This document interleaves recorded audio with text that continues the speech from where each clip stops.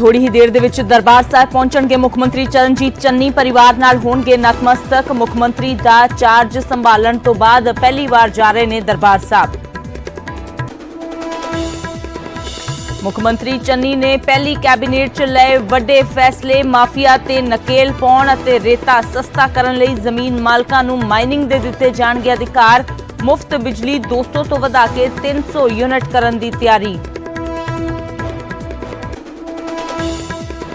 पहले दिन ही सीएम चन्नी ने अफसरशाही ते कस्या शिकंजा। हल्फ लैण तो बाद ही जारी कीते निर्देश। अफसरां नूं 9 बजे दफ्तरां च हाज़री यकीनी बनाउण दे दित्ते हुकम, नहीं तां होवेगी कार्रवाई। हलफ लैण तो बाद डिप्टी सीएम सुखजिंदर रंधावा ने दफ्तर च संभालिया कारजभार। सीएम चन्नी समेत होर विधायक भी रहे मौजूद, पर सिद्धू नहीं होए शामिल।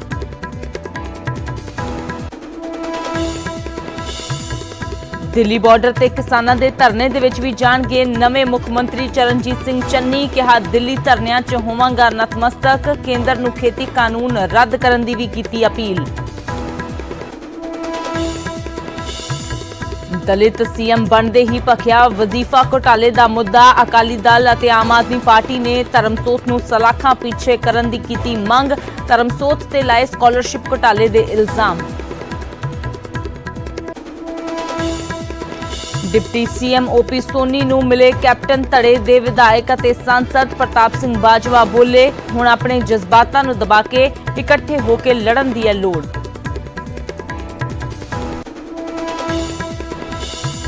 अकाली दल किसानां नूं चिट्ठी लिख के 16 तरीक दे घटनाक्रम ते मंगेगा स्पष्टीकरण।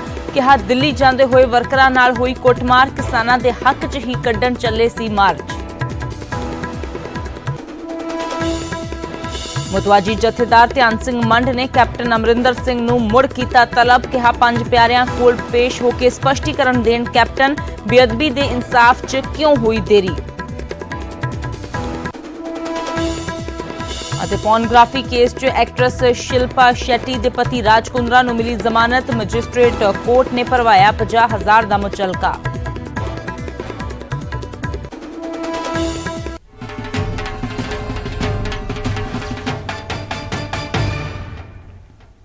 सत श्री अकाल। न्यूज़ 18 पंजाब हरियाणा हिमाचल देख रहे सारे दर्शकों का स्वागत। मैं हाँ अमृत वर्दी। बुलेटिन की शुरुआत करते हैं पंजाब के नवे मुख मंत्री दे नाल, जो थोड़ी ही देर दे विच दरबार साहिब नतमस्तक होने के लिए पहुंच रहे हैं। जी हाँ, चरणजीत सिंह चन्नी अपने पूरे परिवार के नाल दरबार साहिब नतमस्तक होने के लिए जा रहे हैं। मुख मंत्री बनन तो बाद पहली बार चन्नी दरबार साहिब पहुंच रहे हैं। कल चार्ज संभालिया सी ते चार्ज संभालन तो पहला चमकौर साहिब स्थित गुरुद्वारा कतलगढ़ साहिब पहुंचे सी। परिवार दे नाल उत्थे मत्था टेकिया सी ते अज दरबार साहिब नतमस्तक होने के लिए पहुंच रहे ने। चन्नी दे वल्लों कल चार्ज संभालिया गया। मुख मंत्री दी सौंह कल चुकी गई है ते अज परिवार दे नाल दरबार साहिब नतमस्तक होने के लिए पहुंच रहे ने। हालांकि कल मुख मंत्री दा चार्ज संभालन तो बाद लगातार एक्टिव नजर आए, एक्शन मोड दे विच नजर आए चन्नी। कैबिनेट मीटिंग कल की गई जो देर रात तक चलती रही, तो हुण अज सवेरे दरबार साहिब नतमस्तक होने के लिए पहुंच रहे ने। कदों पहुंच रहे ने चन्नी, ज्यादा जानकारी लिए राजीव शर्मा साडे सहयोगी जुड़े ने। तां राजीव, कदों पहुंच रहे ने पंजाब के नवे मुख मंत्री दरबार साहिब नतमस्तक होने के लिए, ते होर की कुछ जानकारी, कोई जो सियासतदान भी उन्हां दे नाल पहुंच रहा है या सिर्फ परिवारक मैंबर ही? जी देखो अमृत, सब तो पहला तो मैं सवेरे जो है अपने दर्शकों को अपडेट जी देना चाहना, क्योंकि कुछ देर पहला ही जानकारी मिली थी कि चरणजीत सिंह चन्नी 7 बजे के करीब हरमंदर साहब नतमस्तक होंगे। पर अमृतसर के इस वेले जो मौसम है वो काफ़ी खराब है, बरसात हो रही है, तेज़ हनेरी जी चल रही है। तो इस करके हुण जो ताज़ा जानकारी ये मिली है कि इस मौसम के चलदे, क्योंकि पहला ये जानकारी थी कि चरणजीत सिंह चन्नी चौपर के राही अमृतसर के श्री गुरु रामदास अंतरराष्ट्रीय हवाई अड्डे से आउणगे, उस तो बाद हरमंदर साहब नतमस्तक होंगे। तो इस करके मौसम के चलदे उन्हां दा जिहड़ा दौरा उस दे विच बदलाव जरूर किए गए ने, पर अगला जिहड़ा समा हुण तक नहीं उहदे बारे कोई जानकारी साझी की गई। पर फिलहाल असीं कह सकते कि मौसम के चलदे जो है चरणजीत सिंह चन्नी दे अमृतसर जो आउण दा प्रोग्राम से उसके थोड़ा बदलाव जरूर किया गया। और नवा समा जदों जिद्दां ही इस बारे जानकारी मिलेगी वो भी असीं अपने दर्शकों को देवांगे। पर अमृतसर दे विच खराब मौसम के चलदे असीं कह सकते हैं कि इस जो अमृतसर की फेरी उन्होंने जो उन्होंने अमृतसर दे विच आके हरमंदर साहिब नतमस्तक होना सी, उस दे विच समय दे विच थोड़ा बदलाव जरूर नजर आ रहा है। जी अमृत ਜੀ ਤਾਂ ਫਿਲਹਾਲ ਜਿਵੇਂ ਰਾਜੀਵ ਨੇ ਦੱਸਿਆ ਕਿ ਮੌਸਮ ਦੇ ਮਿਜਾਜ਼ ਦੇ ਬਦਲਣ ਦੇ ਕਾਰਨ ਥੋੜਾ ਸਮਾਂ ਵੀ ਸ਼ਾਇਦ ਬਦਲਿਆ ਹੈ। ਜਿਵੇਂ ਹੀ ਨਵੇਂ ਸਮੇਂ ਦੇ ਬਾਰੇ ਪਤਾ ਲੱਗੇਗਾ ਆਪਣੇ ਦਰਸ਼ਕਾਂ ਨੂੰ ਜ਼ਰੂਰ ਅਪਡੇਟ ਦੇਵਾਂਗੇ। ਰਾਜੀਵ ਫਿਰ ਤੋਂ ਤੁਹਾਡਾ ਰੁਖ ਕਰਾਂਗੇ। ਸ਼ੁਕਰੀਆ ਇਸ तमाम ਜਾਣਕਾਰੀ ਦੇ ਲਈ। ਤਾਂ ਚਰਨਜੀਤ ਚੰਨੀ ਦੇ ਜੋ ਇਸ ਦੌਰੇ ਦੇ ਵਿੱਚ ਫਿਲਹਾਲ ਥੋੜਾ ਜਿਹਾ ਬਦਲਾਵ ਜ਼ਰੂਰ ਹੋਇਆ ਹੈ। ਮੁੱਖ ਮੰਤਰੀ ਆਪਣੇ ਪਰਿਵਾਰ ਦੇ ਨਾਲ ਨਤਮਸਤਕ ਹੋਣ ਦੇ ਲਈ ਪਹੁੰਚ ਰਹੇ ਸੀ, ਪਰ ਮੌਸਮ ਇਸ ਵੇਲੇ ਕਾਫੀ ਖਰਾਬ ਹੈ। ਮੌਸਮ ਦਾ ਮਿਜਾਜ਼ ਅੰਮ੍ਰਿਤਸਰ ਦੇ ਵਿੱਚ ਬਦਲਿਆ ਹੋਇਆ, ਜਿਸ ਲਈ ਥੋੜੀ ਦੇਰ ਦੇ ਵਿੱਚ ਜੋ ਹੈ ਉਹ ਦੁਬਾਰਾ ਨਵੇਂ ਪ੍ਰੋਗਰਾਮ ਦਾ ਪਤਾ ਲੱਗੇਗਾ।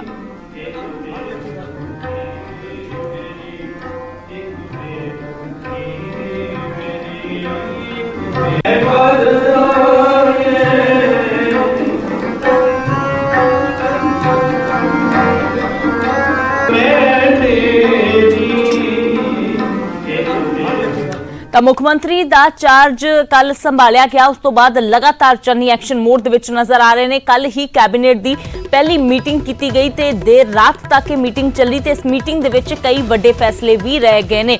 ਮੀਟਿੰਗ ਦੇ ਵਿੱਚ ਰੇਤ ਦੇ ਮਾਮਲੇ ਤੇ ਵੱਡਾ ਫੈਸਲਾ ਲਿਆ ਗਿਆ ਹੈ। ਮਾਲਕਾਂ ਨੂੰ ਜ਼ਮੀਨ ਦੇ ਵਿੱਚੋਂ ਮੁਫਤ ਰੇਤਾ ਕੱਢਣ ਦੀ ਇਜਾਜ਼ਤ ਮਿਲੇਗੀ। ਇਸ ਫੈਸਲੇ ਜ਼ਰੀਏ ਮਾਫੀਆ ਤੇ ਨਕੇਲ ਤੇ ਰੇਤਾ ਸਸਤੀ ਕਰਨ ਦੀ ਕੋਸ਼ਿਸ਼ ਕੀਤੀ ਗਈ ਹੈ। ਸ਼ਹਿਰੀ ਵਿਕਾਸ ਵਿਭਾਗ ਨੂੰ 32,000 ਮਕਾਨਾਂ ਦੀ ਉਸਾਰੀ ਦੇ ਨਿਰਦੇਸ਼ ਦਿੱਤੇ ਗਏ ਨੇ ਤੇ ਆਰਥਿਕ ਪੱਖੋਂ ਕਮਜ਼ੋਰ ਵਰਗ ਨੂੰ ਸਸਤੇ ਰੇਤ ਤੇ ਮਕਾਨ ਮਿਲਣਗੇ। ਗਰੀਬਾਂ ਦੇ ਲਈ ਮੁਫਤ ਬਿਜਲੀ 200 ਤੋਂ ਵਧਾ ਕੇ 300 ਯੂਨਿਟ ਕਰਨ ਤੇ ਵਿਚਾਰ ਕੀਤਾ ਜਾ ਰਿਹਾ ਹੈ ਤੇ ਅਗਲੀ ਕੈਬਨਿਟ ਮੀਟਿੰਗ ਦੇ ਵਿੱਚ ਇਸ ਦੇ ਸੰਬੰਧੀ ਪ੍ਰਸਤਾਵ ਲਿਆਂਦਾ ਜਾ ਸਕਦਾ ਹੈ। ਇਸ ਤੋਂ ਇਲਾਵਾ ਪਿੰਡੂ ਇਲਾਕਿਆਂ ਵਿੱਚ ਪਾਣੀ ਦੀ ਮੁਫਤ ਸਪਲਾਈ ਦਾ ਫੈਸਲਾ ਲਿਆ ਗਿਆ ਹੈ। ਸ਼ਹਿਰੀ ਖੇਤਰਾਂ ਦੇ ਵਿੱਚ ਪਾਣੀ ਅਤੇ ਸੀਵਰੇਜ ਦਰਾਂ ਤੋਂ ਰਾਹਤ ਦੇਣ ਦੇ ਲਈ ਵਿਚਾਰ ਕੀਤਾ ਜਾ ਰਿਹਾ ਹੈ। ਅਗਲੀ ਕੈਬਨਿਟ ਮੀਟਿੰਗ ਦੇ ਵਿੱਚ ਪ੍ਰਸਤਾਵ ਲਿਆਂਦਾ ਜਾ ਸਕਦਾ ਹੈ, ਯਾਨੀ ਕਿ ਅਗਲੀ ਕੈਬਨਿਟ ਮੀਟਿੰਗ ਜੋ ਹੈ ਉਹ ਵੀ ਬੇहद ਅਹਿਮ ਰਹਿਣ ਵਾਲੀ ਹੈ। ਕੱਲ ਤਾਂ ਮੀਟਿੰਗ ਜੋ ਹੈ ਉਹ ਕਰੀਬ 8 ਵਜੇ ਸ਼ਾਮੀ ਸ਼ੁਰੂ ਹੋਈ ਸੀ ਤੇ ਉਸ ਤੋਂ ਬਾਅਦ ਰਾਤ ਕਰੀਬ 11:30-12 ਵਜੇ ਦੇ ਕਰੀਬ ਇਹ ਮੀਟਿੰਗ ਖਤਮ ਹੋਈ ਹੈ। ਲੰਬੀ ਚੌੜੀ ਬੈਠਕ ਜਦੋਂ ਦੇਰ ਰਾਤ ਖਤਮ ਹੋਈ ਉਸ ਦੇ ਵਿੱਚ ਕਈ ਅਹਿਮ ਫੈਸਲੇ ਜੋ ਲਏ ਗਏ ਨੇ। ਖਾਸ ਤੌਰ ਤੇ ਰੇਤ ਮਾਫੀਆ ਨੂੰ ਲੈ ਕੇ ਵੱਡਾ ਫੈਸਲਾ ਜੋ ਲਿਆ ਗਿਆ ਹੈ ਕਿ ਮਾਫੀਆ ਤੇ ਨਕੇਲ ਕੱਸਣ ਦੇ ਲਈ ਹੁਣ ਮਾਲਕਾਂ ਨੂੰ ਜ਼ਮੀਨ ਦੇ ਵਿੱਚੋਂ ਮੁਫਤ ਰੇਤਾ ਕੱਢਣ ਦੀ ਇਜਾਜ਼ਤ ਮਿਲੇਗੀ। ਇਸ ਦੇ ਨਾਲ ਮਾਫੀਆ ਤੇ ਨੱਥ ਪਵੇਗੀ, ਨਾਲ ਹੀ ਸਸਤੀ ਰੇਤਾ ਲੋਕਾਂ ਨੂੰ ਮਿਲੇਗੀ। ਪੰਕਜ ਕਪਾਹੀ ਸਾਡੇ ਸਹਿਯੋਗੀ ਜ਼ਿਆਦਾ ਜਾਣਕਾਰੀ ਲਈ ਜੁੜੇ ਨੇ। ਤਾਂ ਪੰਕਜ, ਕੱਲ ਹੀ ਮੁੱਖ ਮੰਤਰੀ ਐਕਸ਼ਨ ਦੇ ਵਿੱਚ ਨਜ਼ਰ ਆਏ। ਦੇਰ ਰਾਤ ਤੱਕ ਪਹਿਲੀ ਕੈਬਨਿਟ ਚੱਲਦੀ ਰਹੀ, ਹਾਲਾਂਕਿ ਡਿਪਟੀ ਸੀਐਮ ਤੇ ਸੀਐਮ ਦੇ ਵਿਚਾਲੇ ਹੀ ਇਹ ਕੈਬਨਿਟ ਹੋਈ, ਪਰ ਫੈਸਲੇ ਵੱਡੇ ਕਈ ਲਏ ਗਏ ਨੇ। ਹੋਰ ਕੀ ਕੁਝ ਜ਼ਿਆਦਾ ਜਾਣਕਾਰੀ ਹੈ?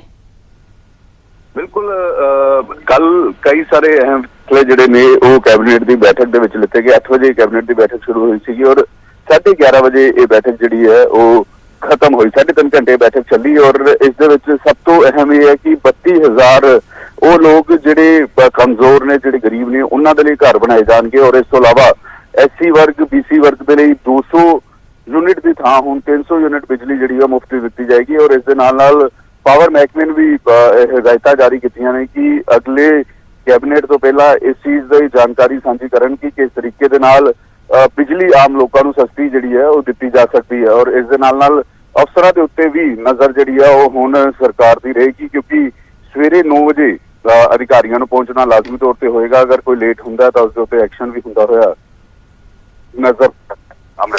ਬਿਲਕੁਲ, ਤਾਂ ਅਫਸਰਸ਼ਾਹੀ ਤੇ ਨਕੇਲ ਕੱਸਣ ਦੀ ਵੀ ਤਿਆਰੀ ਕਰ ਲਈ ਗਈ ਹੈ, ਪਰ ਅਗਲੀ ਕੈਬਨਿਟ ਵੀ ਕਾਫੀ ਜ਼ਿਆਦਾ ਅਹਿਮ ਰਹਿਣ ਵਾਲੀ ਹੈ। ਉਸ ਕੈਬਨਿਟ ਦੇ ਵਿੱਚ ਕੀ ਫੈਸਲੇ ਲਏ ਜਾਂਦੇ ਨੇ ਤੇ ਇਹਨਾਂ ਫੈਸਲਿਆਂ ਨੂੰ ਕਿੰਨੀ ਜਲਦੀ ਇੰਪਲੀਮੈਂਟ ਕੀਤਾ ਜਾਂਦਾ ਹੈ, ਇਹ ਵੀ ਦੇਖਣਾ ਕਾਫੀ ਅਹਿਮ ਹੋਵੇਗਾ। ਸ਼ੁਕਰੀਆ ਪੰਕਜ ਫਿਲਹਾਲ ਇਸ तमाम ਜਾਣਕਾਰੀ ਦੇ ਲਈ। ਤਾਂ ਐਕਸ਼ਨ ਮੋਡ ਦੇ ਵਿੱਚ ਨਜ਼ਰ ਆ ਰਹੇ ਨੇ ਮੁੱਖ ਮੰਤਰੀ। ਕੱਲ ਚਾਰਜ ਸੰਭਾਲਣ ਤੋਂ ਬਾਅਦ ਕੈਬਨਿਟ ਮੀਟਿੰਗ ਕੀਤੀ ਗਈ, ਹਾਲਾਂਕਿ ਉਸ ਦੇ ਵਿੱਚ ਮੁੱਖ ਮੰਤਰੀ ਦੇ ਨਾਲ ਉਪ ਮੁੱਖ ਮੰਤਰੀ ਹੀ ਦੋਵੇਂ ਸ਼ਾਮਿਲ ਹੋਏ, ਸੁਖਜਿੰਦਰ ਸਿੰਘ ਰੰਧਾਵਾ ਤੇ ਓਪੀ ਸੋਨੀ, ਪਰ ਇਸ ਦੇ ਵਿੱਚ ਕਈ ਅਹਿਮ ਫੈਸਲੇ ਜ਼ਰੂਰ ਲਏ ਗਏ ਨੇ। ਤਾਂ ਸੀਐਮ ਐਕਸ਼ਨ ਮੋਡ ਦੇ ਵਿੱਚ ਨਜ਼ਰ ਆ ਰਹੇ ਨੇ। ਸੀਐਮ ਨੇ ਅਫਸਰਾਂ ਨੂੰ ਹੁਕਮ ਜਾਰੀ ਕਰ ਦਿੱਤੇ ਨੇ ਦਫ਼ਤਰਾਂ ਦੇ ਵਿੱਚ 9 ਵਜੇ ਤੱਕ ਆਪਣੀ ਹਾਜ਼ਰੀ ਯਕੀਨੀ ਬਣਾਉਣ ਤੇ। ਚੰਨੀ ਨੇ ਕਿਹਾ ਕਿ ਕਦੇ ਵੀ ਚੈਕਿੰਗ ਕੀਤੀ ਜਾ ਸਕਦੀ ਹੈ। ਹਲਫ ਲੈਣ ਤੋਂ ਬਾਅਦ ਹੀ ਸੀਐਮ ਨੇ ਇਹ ਨਿਰਦੇਸ਼ ਦਿੱਤੇ ਸੀ। ਸੀਐਮ ਦੇ ਮੁਤਾਬਕ ਸਰਕਾਰੀ ਕੰਮਾਂ ਦੇ ਵਿੱਚ ਪਾਰਦਰਸ਼ਤਾ ਜ਼ਰੂਰੀ ਹੈ ਤੇ ਇਹ ਉਦੋਂ ਹੀ ਆਵੇਗੀ ਜਦੋਂ ਮੁਲਾਜ਼ਮ ਜੋ ਨੇ ਉਹ ਆਪਣੇ ਕੰਮ ਨੂੰ ਲੈ ਕੇ ਗੰਭੀਰ ਹੋਣਗੇ ਤੇ ਉਹਨਾਂ ਦੀ ਹਾਜ਼ਰੀ ਆਪਣੇ ਦਫ਼ਤਰਾਂ ਦੇ ਵਿੱਚ ਸਮੇਂ ਸਿਰ ਹੋਵੇਗੀ। ਤਾਂ ਹੁਣ ਸਰਕਾਰੀ ਦਫ਼ਤਰਾਂ ਦੇ ਵਿੱਚ ਮਨਮਾਨੀ ਨਹੀਂ ਚੱਲੇਗੀ। ਸਰਕਾਰੀ ਮੁਲਾਜ਼ਮ ਆਪਣੀ ਮਰਜ਼ੀ ਦੇ ਨਾਲ ਕਿਸੇ ਵੀ ਸਮੇਂ ਆ ਤੇ ਕਿਸੇ ਵੀ ਸਮੇਂ ਜਾ ਨਹੀਂ ਸਕਣਗੇ, ਬਲਕਿ 9 ਵਜੇ ਸਵੇਰੇ ਉਹਨਾਂ ਨੂੰ ਦਫ਼ਤਰਾਂ ਦੇ ਵਿੱਚ ਹਾਜ਼ਰੀ ਯਕੀਨੀ ਬਣਾਉਣ ਦੇ ਲਈ ਕਿਹਾ ਗਿਆ ਹੈ। ਇਹ ਨਵੇਂ ਆਦੇਸ਼ ਨਵੇਂ ਸੀਐਮ ਦੇ ਵੱਲੋਂ ਜਾਰੀ ਕੀਤੇ ਗਏ ਨੇ।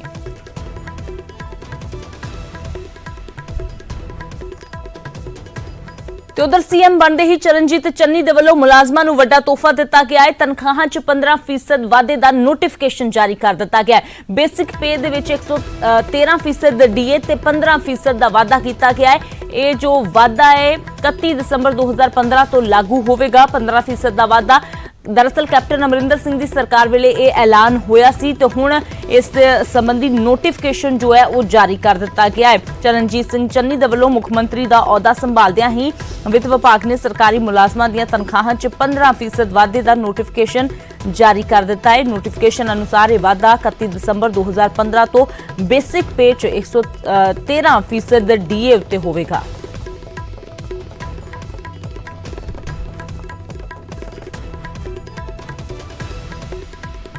कल डिप्टी सीएम सुखजिंदर सिंह रंधावा ने भी अपना कार्यभार संभालिया। ਸਕੱਤਰੇਤ ਦੇ ਦਫ਼ਤਰ ਦੇ ਵਿੱਚ कार्यभार सुखजिंदर सिंह रंधावा ने संभालिया। रंधावा ने कहा कि हुण काम घरों नहीं बल्कि दफ्तरों होवेगा। सीएम चन्नी समेत होर विधायक भी इस दौरान मौजूद रहे जिस वेले सुखजिंदर सिंह रंधावा ने अपना कार्यभार संभालिया, पर नवजोत सिंह सिद्धू इस दौरान शामिल नहीं हुए। हालांकि चन्नी वालों कार्यभार संभालन मौके सिद्धू खुद मौजूद सी, पर इत्थे हैरानी की गल यह है कि जिस वेले सुखजिंदर सिंह रंधावा दे वल्लों अपनी जिम्मेवारी संभाली गई अपने दफ्तर दे विच पहुंच के, तां उत्थे नवजोत सिंह सिद्धू नजर नहीं आए।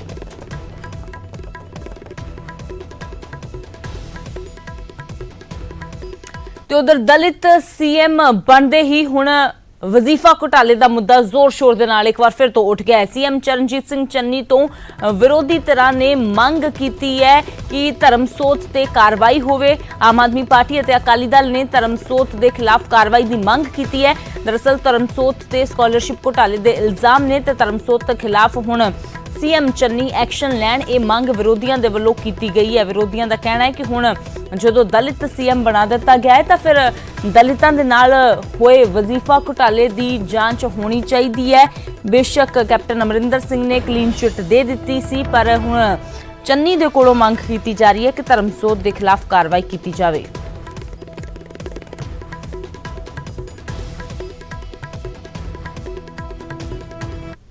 पोस्ट मैट्रिक स्कॉलरशिप दे विच ਲੱਖਾਂ ਹੀ ਜਿਹੜੇ ਵਿਦਿਆਰਥੀ ਸੀਗੇ ਜਿਹੜਾ ਉਹਨਾਂ ਨੂੰ ਸਕਾਲਰਸ਼ਿਪ ਮਿਲਦਾ ਸੀਗਾ, ਜਿਹਦੇ ਵਿੱਚ ਸਾਧੂ ਸਿੰਘ ਧਰਮਸੋਤ ਨੇ ਕਰੋੜਾਂ ਰੁਪਏ ਦਾ ਜਿਹੜਾ ਹੈ ਘਪਲਾ ਕੀਤਾ ਸੀਗਾ। ਔਰ ਆਸ ਕਰਦੇ ਹਾਂ ਕਿ ਉਸ ਮੰਤਰੀ ਨੂੰ ਜਿਹੜਾ ਹੈਗਾ ਉਸ ਮੰਤਰੀ ਨੂੰ ਆਪਣੀ ਕੈਬਨਿਟ ਦੇ ਵਿੱਚ ਥਾਂ ਨਹੀਂ ਦੇਣਗੇ ਔਰ ਉਸ ਮੰਤਰੀ ਦੀ ਜਿਹੜੀ ਬਣਦੀ ਜਗ੍ਹਾ ਕੀ ਜਿਹੜੀ ਕਿ ਪੰਜਾਬ ਦੀ ਜੇਲ੍ਹ ਆ, ਪੰਜਾਬ ਦੀਆਂ ਜੇਲ੍ਹਾਂ ਨੇ ਉੱਥੇ ਡੱਕਣਗੇ। ਐਸਾ ਮੈਂ ਤਾਂ ਚੰਨੀ ਸਾਹਿਬ ਨੂੰ ਹੁਣੇ ਬੇਨਤੀ ਕਰਦਾ, ਚੰਨੀ ਸਾਹਿਬ ਤੁਰੰਤ ਸਾਧੂ ਸਿੰਘ ਧਰਮਸੋਤ ਜਿਨ੍ਹਾਂ ਨੇ 64 ਕਰੋੜ ਰੁਪਈਆ ਵਿਦਿਆਰਥੀਆਂ ਗਰੀਬ ਬੱਚਿਆਂ ਦੇ ਵਜ਼ੀਫੇ ਦਾ ਛਕ ਲਿਆ, ਘਪਲਾ ਕਰ ਲਿਆ, ਤੁਰੰਤ ਪਰਚਾ ਕਰਕੇ ਉਹਨਾਂ ਨੂੰ ਅੰਦਰ ਕਰਨ। ਅੱਜ ਫੇਰ ਫਾਇਦਾ ਨਹੀਂ ਤਾਂ ਤੁਹਾਨੂੰ ਕਰਨ ਦਾ ਕੁਝ ਨਹੀਂ ਦੇਣਾ। ਉਹਨਾਂ ਨੇ ਤੁਹਾਡੇ ਆਲੇ ਦੁਆਲੇ ਜਿਹੜੇ ਟੀਮ ਲਾਤੀ ਨਾ, ਉਹਨਾਂ ਤੁਹਾਨੂੰ ਸੱਜੇ ਖੱਬੇ ਹਿੱਲਣ ਨਹੀਂ ਦੇਣਾ। ਇਸ ਕਰਕੇ ਕਰੋ, ਸਾਧੂ ਸਿੰਘ ਧਰਮਸੋਤ ਅੰਦਰ ਹੋਵੇ। ਤੇ ਕੋਵਿਡ-19 ਮਹਾਮਾਰੀ ਦੀ ਗੱਲ ਕਰਦੇ ਹਾਂ ਜਿਸ ਨੇ ਆਪਸੀ ਨਿਰਭਰਤਾ ਦੀ ਭਾਵਨਾ ਨੂੰ ਮਜ਼ਬੂਤ ਕੀਤਾ ਹੈ ਤਾਂ ਜੋ ਪੂਰਾ ਦੇਸ਼ ਇਸ ਮੁਸੀਬਤ ਦਾ ਇਕਜੁੱਟ ਹੋ ਕੇ ਮੁਕਾਬਲਾ ਕਰ ਸਕੇ। ਨੈਟਵਰਕ 18 ਇਸ ਮੁਹਿੰਮ 'ਚ ਹਰ ਕਦਮ ਤੇ ਤੁਹਾਡੇ ਨਾਲ ਹੈ ਕਿਉਂਕਿ ਜਦੋਂ ਤੱਕ ਸਾਰੇ ਸੁਰੱਖਿਅਤ ਨਹੀਂ ਹੋਣਗੇ ਉਦੋਂ ਤੱਕ ਕੋਈ ਵੀ ਸੁਰੱਖਿਅਤ ਨਹੀਂ ਹੋਵੇਗਾ। ਇਸੇ ਸੋਚ ਦੇ ਆਧਾਰ ਤੇ ਕੈਂਪੇਨ ਸੰਜੀਵਨੀ ਦਾ ਉਦੇਸ਼ ਇਹ ਸੁਨਿਸ਼ਚਿਤ ਕਰਨਾ ਹੈ ਕਿ ਵੈਕਸੀਨ ਪਾਉਣਾ ਸਾਰੇ ਭਾਰਤੀਆਂ ਦਾ ਅਧਿਕਾਰ ਹੈ।